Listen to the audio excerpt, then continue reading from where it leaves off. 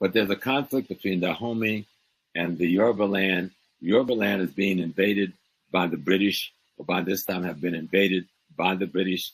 This is the great burning of Benin and the robbing of Benin of all of its wealth and art and so forth that we hear about in history, but we don't connect it to nothing, right? But there's a greater Yoruba war going on between the people. And these boundaries called Nigeria, they're not there then, okay? Right. They're greater boundaries. People have other kinds of kingdom designs. And there's conflicts between some of these kingdoms, mostly around trade, okay? But you got something else happening at the same time. As the Muslim wars of genocide and ethnic cleansing has taken place in the Nile Valley with the Mamluk Turks and the Seljuk Turks, and then finally the Ottoman Turks by the 9th century and the end of the 9th century, beginning of the 10th century. They're pushing millions of people out of the Nile Valley into West Africa. Y'all hear what I'm saying? They're pushing millions of people out of the Nile Valley into West Africa, in through Chad, in through Cameroon, into Nigeria, down into Ghana. This population, through what is called Burkina Faso, this is the population of the people. Everybody always asks, what happened to the Egyptian? Well, we're talking to each other here right now, okay?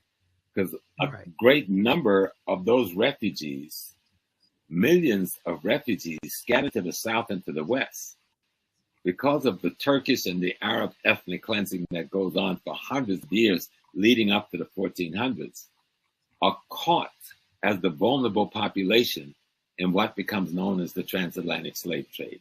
And I know a lot of us don't go there with that piece, but you've got to understand, who are these people?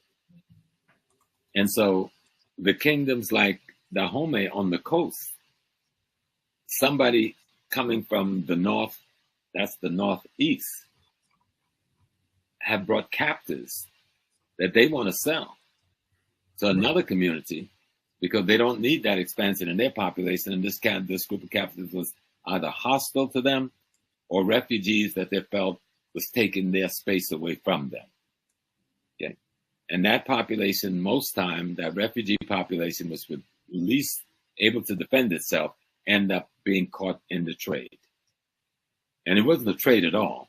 It was a war of genocide against African people. There was no transatlantic slave trade. Nobody was trading anything. People were being captured. People were being murdered. People were being raped. Villages were being burned to the ground. Okay? People were being slaughtered to get enough so you can make $200-300 in that day's money, which would be a couple of $1,000s in this day's money, or for one human being to do labor in the Western Hemisphere, where he was worked to death in 10 to 15 years and would be replaced with someone else, a process that went on for 400 years plus. And we're now very happy to be joined by our next guest, Dexter Caffey, the founder of Smart Eye app, who recently learned of an eye-opening discovery of his own ancient past, all thanks to a DNA test. He is joining us now by Zoom from Atlanta. Hello, Dexter. Hello, Emily. How are you? It's so good to see you. Last time was here in Israel. We got to get you back here, but we'll have to settle for Zoom now. You have such an interesting history. Please explain what made you do a DNA test, and then what happened when you found out all of a sudden that you're related to Ramses III. That's a great question, Emily. Well, about a year and a half ago, I traveled to places like Israel, France, and different places like that. And so what happened was people would always ask the normal question, where are you from? And I would say the States, United States. And the people that I saw in France would say, no, where are you really from? And I said, the States. That's all I know. And so that question stuck with me for a long time. And I just said, where am I actually from? I mean, I know I'm American, but where my DNA is from? And so I said, well, let me take my DNA test. It was a 23andMe DNA test. And I took the test, and I was shocked when I saw the results. It came back, and it showed that I was actually a direct descendant of the Pharaoh Ramses III. And I knew nothing of the pharaohs. Didn't know much about Egypt, but everything you hear about, Bible stories and things like that. So for me, it was a huge shock. And that's how I found out about it. Wow. So obviously you took it deeper and deeper. You saw all of these synchronicities in looking at images of the pharaoh, how much you and even your brother look like them. And your own company has like an eye logo that looks like the Eye of Horus, unconnected to any of this. So what did this open up for you in terms of your own knowledge and learning about this? I remember I was actually laying in my bed on Christmas Day, 2021. And I was going through my 23andMe DNA test, and that's when I saw that I was connected to the Pharaoh Ramses III. And again, I knew nothing of this situation. And so I looked up a sculpture of the Pharaoh Ramses III. And when I saw the sculpture, I literally screamed. And my wife said, Dexter, what's wrong? I said, this guy from 4,000 years ago, we look just alike. And she said, Dexter, wait a minute. There were no pictures from 4,000 years ago. I said, no, his sculpture was the Pharaoh Ramses III. His sculpture, we look like identical twins. And she said, let me see it. She saw it. She said, oh, my goodness. And then I continued to go over different sculptures, looking online. And I saw the sculpture that looked just like my brother. If you could show that on the screen, it'd be absolutely amazing. But it was, and I looked at the sculpture and I said, this looks just like my brother Joe. And I called my brother Joe and I said, I'm going to send you something. And he said, where'd you get that from? It looks just like me. I said, that's a sculpture of the Pharaoh Ramses III. And he said, oh my God. I said, that's over 4,000 years old and looks identical, just like you. So we were blown away, completely blown away. And talk about the synchronicities. It's funny how, the universe speaks to us. So you have a company that with the eye is a logo. You even have a dog that's similar to the dogs of Pharaoh. What? As I kept digging more and more, I had a friend who's here in the States. He's from Israel. And he said, Dexter, he said, your logo that you have for your company, the eye that you started like over 4 years ago, looks just like the logo from the Pharaoh Ramses III. I said, what are you talking about? What did they have? And they had the Eye of Horus. And I looked at it, I said, oh my goodness, they had an eye as their logo. And my company's logo was an eye. And again, keep in mind, Emily, I found this out about a year ago. But I had my company established for over 4 years before that, my startup. And so I just kept continuing. I said, this is crazy. We actually have the same image, logo. And so I kept digging further and I found out that they had dogs called the Pharaoh Hound, which is in the same family as the dogs that I own called Whippets, which are sight hounds. So they run just as fast, chase small prey.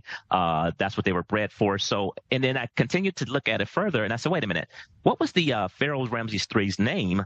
When I actually looked it up, it was, they had different names, of course, but the name was Seti, S-E-T-I, Seti number 2. That was the Pharaoh Ramses III name. Seti number 1 was his father, the one that was the fought against Moses and the let my people go situation. So Seti number 2 was Pharaoh Ramses III. And I said, wait a minute, my company's name is actually Smart Eye Technology Incorporated. If you take the first letters, Smart Eye Technology Incorporated, it comes out to SETI. That blew my mind. I said, this is insane. So everything connected. And I'll never forget, Emily, my first trip to Israel in 2015, I went to the Negev Desert and I felt so comfortable in a Negev Desert. I remember saying to myself, I feel like I could live here. But when I did more research, I found out that the Pharaoh Ramses III spent years in the Negev Desert trading. So, again, these are all things I'm learning, and I felt like so much at home, and I just realized why. Wow, it's incredible. So obviously you're still on your learning journey of, what this all means, but what is it like to kind of be this person who happened to get a test, discover this, and now we're also learning a little bit about what pharaohs look like. We have images from the 10 Commandments, as you noticed, but what does this tell you? What do you want to do with this information? I think it's all still learning. I'm still learning. If you saw the image of how I look just like the Pharaoh Ramses III, every day when I look up in the mirror, I look in the mirror and I just see myself and I said, this is crazy that this image that I see is identical to me. And this was from 4,000 years ago. So I'm still shocked every day when I wake up and look at it. Thank you so much, Dexter. Next time we'll interview you right here in studio when you get to Israel. Much appreciated. Okay. But you got something else happening at the same time. As the Muslim wars of genocide and ethnic cleansing is taking place in the Nile Valley with the Mamluk Turks and the Seljuk Turks, and then finally the Ottoman Turks by the 9th century and the end of the 9th century, beginning of the 10th century. They're pushing millions of people out of the Nile Valley into West Africa. Y'all hear what I'm saying? They're pushing millions of people out of the Nile Valley into West Africa, in through Chad, in through Cameroon, into Nigeria, down into Ghana. This population, through what is called Burkina Faso, this is the population of the people. Everybody always asks, what happened to the Egyptian? Well, we're talking to each other here right now, okay? Visit our website, AfricanHistoryNetwork.com, AfricanHistoryNetwork.com. You can register for this 12-week online history course that I teach. It starts up Saturday, November 9th, 2024, 4 p.m. Eastern Standard Time. We do the sessions live. All the sessions are archived and recorded. You can go back and watch it anytime. Click right here to register here for it. You can download the class lesson plan as well. We deal with thousands of years of history, what leads up to the transatlantic slave trade taking place. So we have 200 slides, 80 to 100 articles that we reference, video clips, excerpts of interviews I've done with many of our scholars as well. So you're going to learn a lot. The content is PG-13. You can use this with your children also. And you can support the African History Network, $, the AHN Show through Cash App, through PayPal, paypal.me/the AHN Show. This helps us keep doing the research, stay on the air, keep broadcasting, pay some of the bills, etc. Here's our Cash App account, $, the AHN Show, SHOW. These are some fake African History Network Cash App accounts I'm trying to shut down. Click right here on our QR code, and this helps us do the research. And then you can click here on PayPal, our PayPal link also, paypal.me/the AHN Show. All right, so that's going to do it for us. Hopefully you learned a lot. Register for this class right now. There's bonus content that you can start watching right now. You can email me through the website with any questions as well, AfricanHistoryNetwork.com. Remember, right